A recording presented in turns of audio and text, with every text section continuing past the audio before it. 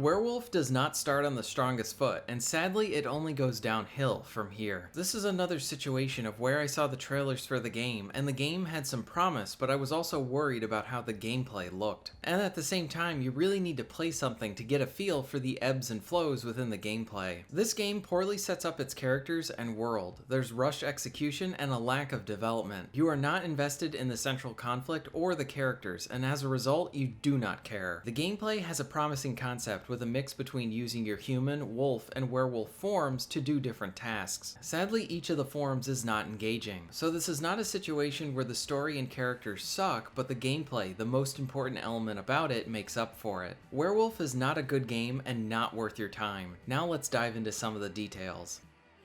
More and more ground every day, vitalized by the damage humans have brought to the earth.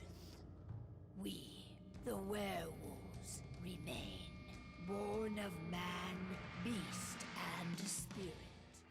The intro cutscene is pretty decent from a visual standpoint. You get stock footage mixed with some flashy visual imagery. We get the lightest form of exposition to get a grasp on the central conflict. Essentially, you play as a bunch of environmental terrorists trying to take down a big corporation who is a threat to nature. The werewolves act on behalf of Gaia to take down this threat. Basically, you are a bunch of angry tree huggers who can turn into werewolves. While the setup is pretty bare bones, I do think that it would have been a better move to start with something more character driven and personal so that we can get invested in this conflict. We are given the very minimum amount of information, and while some exposition is needed in stories, the writers can come up with more interesting ways to convey this to the player. After this cutscene, you are thrown right into the story, and it's very jarring as it doesn't allow you to get invested into anyone. It honestly feels like you are experiencing a second season of a TV show without watching the first season. This conflict between the corporation and the werewolves needed a better setup and build up to it. There's a lack of stakes for these situations, along with caring about this group of people. The game lacks any sort of charm or fun to the writing that could have helped to elevate some of the weaker areas. Within the first mission, they easily advertise a character's death, and it just comes across as stupid. Also, one big thing you are going to notice from the start are how the characters barely have faces that can emote. When people talk, they look like they took several Botox injections and are incapable of any sort of expression. Along with this, the game has some of the worst dead eyes that I have seen in a long time. For being living creatures, they look and act very robotic. There is some unintentional humor to the dead eyes and expressionless faces.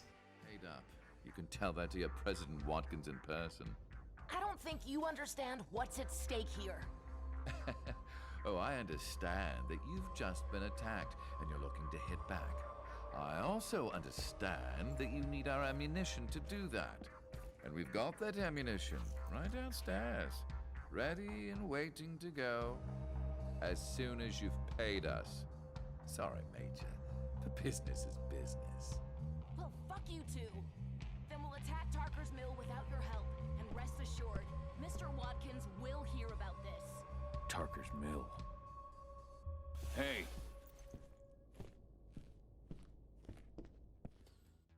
So this is just the first 30 minutes of the game, and it already starts off on the wrong foot. The setup to the conflict is weak, and the characters lack expression and cannot emote at all, and there's no development to the cast. It feels like the game is going out of its way to make it really off-putting to start their game. To add to this, conversations are pretty boring to watch, as there's a lack of any dynamic angles, and again, there's this lack of facial expression, so you just end up not caring. On top of this, the voice acting ranges from bad to average. Now, I have played games before where the game stumbled with its intro, but slowly hooked me with its gameplay. So at this point, I still had some hope for this game. After all of this, we finally get to some of the actual gameplay. It starts off slow with a stealth section and an interesting concept of using your wolf form for quick movements with a focus on stealth. While in your wolf form, you cannot interact with any computers or doors. For the most part, this was fine, but then it became clear that the first stealth sequence was an instant fail section. This is not how you want to start out your game. These types of sequences can feel less cheap when done well, but for the most part, they make this game feel like it was made from several generations ago, and not in a good way. Like I said before, I was already off-put by the game's story, characters, and introduction, and now this first gameplay sequence means that potentially the gameplay is not going to save this game. There are a few options in stealth. You can take out enemies with a takedown or use a crossbow for ranged kills. Now at this point, I still did not experience the open combat sections that this game advertised, essentially the meat of the game, and sadly this stuff does not save the game either.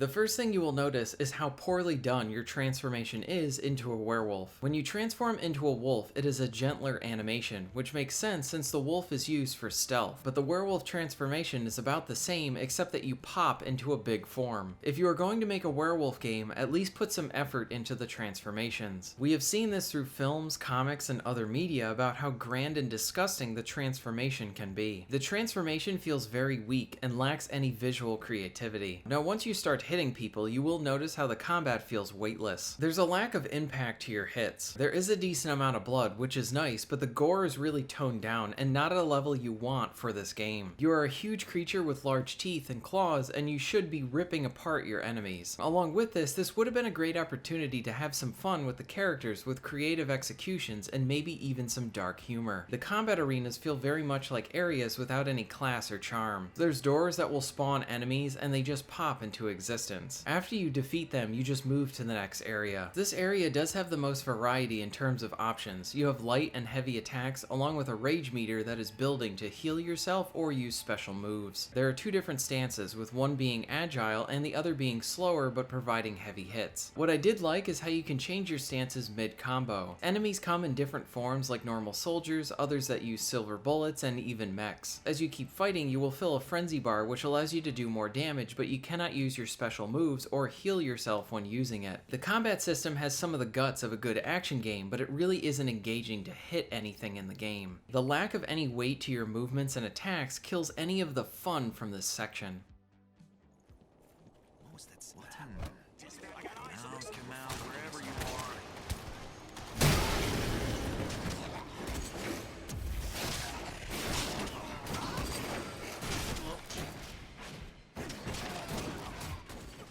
Near the end of the first level, there is a boss fight, and the game is still failing to bring me in. Here we see the main character's wife die, and this is meant to be a big moment, but with no prior development, this moment felt unearned and lazy. The boss fight itself is very meh as well. The idea of having two werewolves fight each other sounds awesome, but here you just smash on him for a bit and then it's over. No unique sequences, no challenge, it's a very boring fight. Following the first level, the main character becomes an outsider and reflects on the events from the first mission, and again, this is supposed to be another emotional moment, but it fails to land from the lack of good storytelling and development. The next mission features some more instant fail stealth sections along with more combat. Neither are really that engaging. You will hit a point within the game where they remove instant fail aspects from the stealth, and this just allows you to attack everyone as the werewolf if you get caught. I wish this was an option from the start. The instant fail sections were really off-putting and hurt the experience. I ended up playing the game for a few more hours, but I ended up having to stop. The story never got interesting, I didn't care about the characters, and the combat was mindless without any sort of fun to it. This is a bad experience from the start and fails to do anything interesting with its supernatural setting. I would suggest you never play this game, and it's not worth your time.